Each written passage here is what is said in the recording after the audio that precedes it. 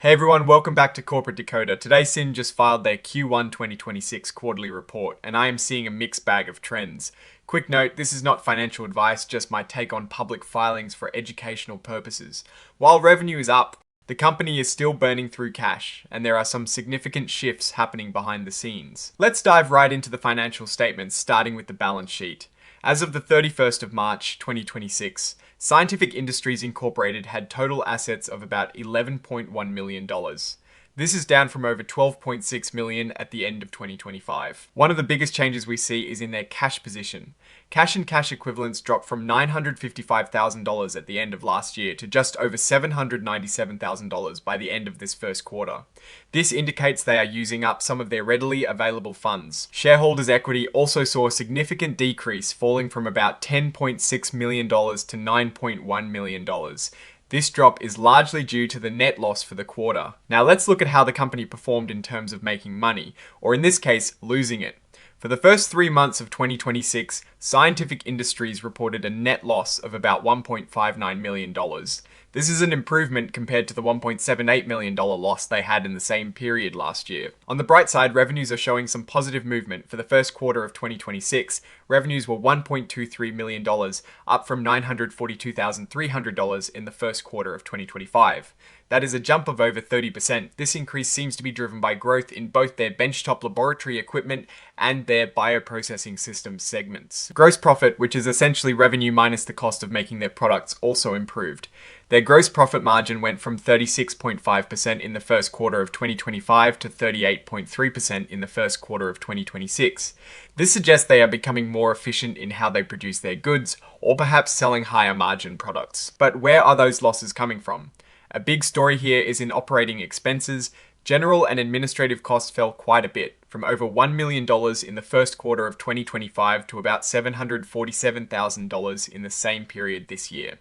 This is a positive sign, showing cost-cutting measures likely related to staff reductions in their bioprocessing operations. However, research and development expenses actually went up. They spent about $704,000 on R&D in the first quarter of 2026, compared to $652,000 in the same period last year. This increase of almost 8% suggests the company is continuing to invest in developing new products, particularly within their bioprocessing systems division. Now let's talk about cash flow, which is always crucial for smaller companies. For the first 3 months of 2026, Scientific Industries used $993,500 in cash from its operating activities.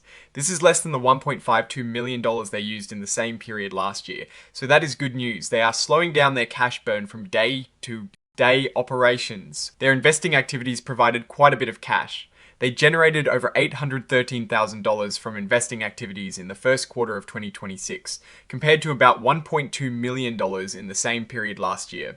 This cash likely comes from selling some of their investments. Interestingly, they also received $69,200 in cash from discontinued operations in the first quarter of 2026. This relates to the sale of their Genie division last year, and they are still seeing some benefits from that deal, like providing services to the buyer. Diving into the notes, we learn more about the company's situation. The company is still facing challenges and has recurring losses from operations. They admit that their bioprocessing systems operations are still in the startup phase. Historically, they have relied on selling stock to fund their operations. This section highlights a key concern: liquidity. The company has had recurring losses and negative cash flow from operations. They believe that the money from selling their Genie division, plus other related agreements, is enough to keep them going for at least 1 year. However, they also state there is no guarantee their plan will work. This sounds very much like what we saw with companies like Bed Bath & Beyond or Rite Aid, where they were hoping a sale or restructuring would save them. But it did not always pan out as planned. The company has investments categorized into different levels based on how easy it is to determine their value. As of the 31st of March 2026, they had $4.85 million in investment securities. A big chunk of this, over $4.3 million, is in mutual funds, which are considered level 1 assets, meaning their value is based on readily available market prices. They also have about $510,000 in private credit funds, which fall under level 3. These are harder to value because their prices aren't easily observable in the market, and they represent things like like first lien senior secured debt. Goodwill, which is the excess of the purchase price over the fair value of net assets acquired in a business combination, stands at about $115,300 for both March 2026 and December 2025. When we look at their finite-lived intangible assets, we see patents valued at $92,000 net of accumulated amortization. This is down from $103,500 at the end of 2025. The amortization expense for patents was $11,500 in the first quarter of 2026, a big drop from $126,000 in the same period last year. This suggests their patent amortization schedule is winding down. Under shareholders' equity, we see information about stock options. The company granted over 1.1 million options in February 2026, with an exercise price of 60 cents. A significant portion of these were granted in lieu of cash compensation for executives and board members. This is a common strategy to conserve cash. As of the 31st of March 2026, the company had over 3.3 million stock options outstanding, with a weighted average exercise price of $2.25. This is up from about 2.2 million at the end of 2025. They expensed about $116,300 in stock-based compensation in the first quarter of 2026. This is down from over $300,000 in the prior year's quarter, which makes sense given the higher number of options granted in lieu of cash. When we look at earnings per S-Hair or E-piece, Scientific Industries reported a loss per S-Hair of 13 cents for continuing operations in the first quarter of 2026.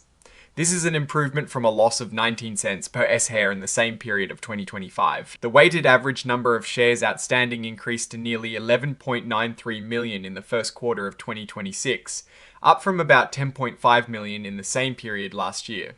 This increase in shares could be due to stock option exercises or other issuances. There is a mention of consulting agreements with John Nichols, a director. His monthly fee was reduced by 50% to $4,000 a month starting February 2026.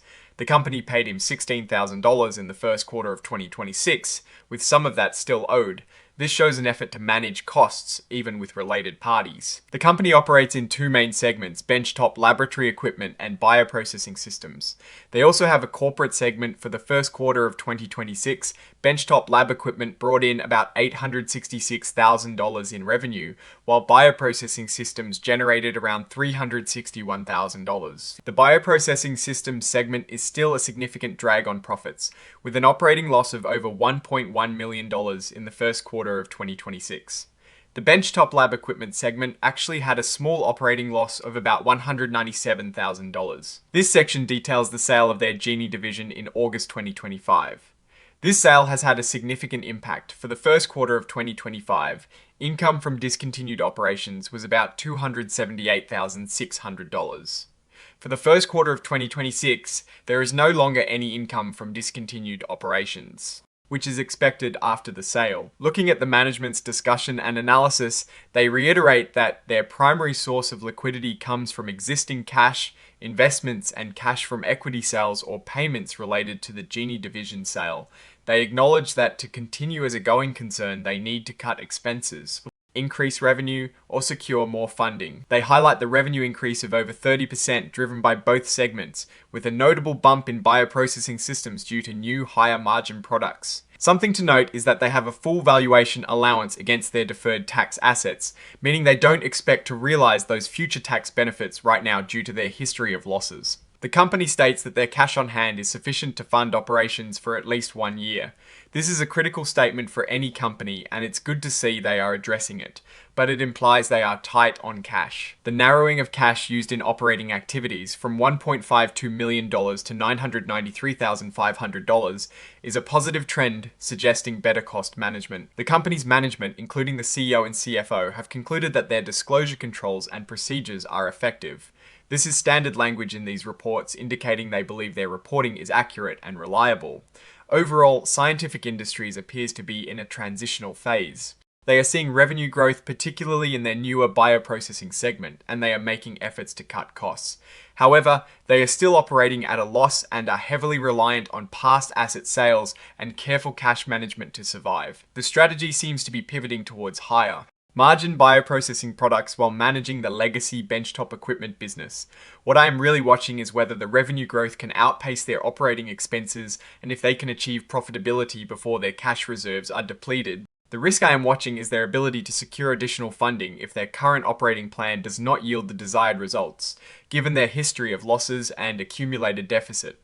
Oh, and the research tools I actually use are linked in the description. They help keep this channel going. That is my take. Stay decoded. If this analysis was valuable, hitting that like button really helps. And subscribe for more deep dives. Check out the Discord linked below.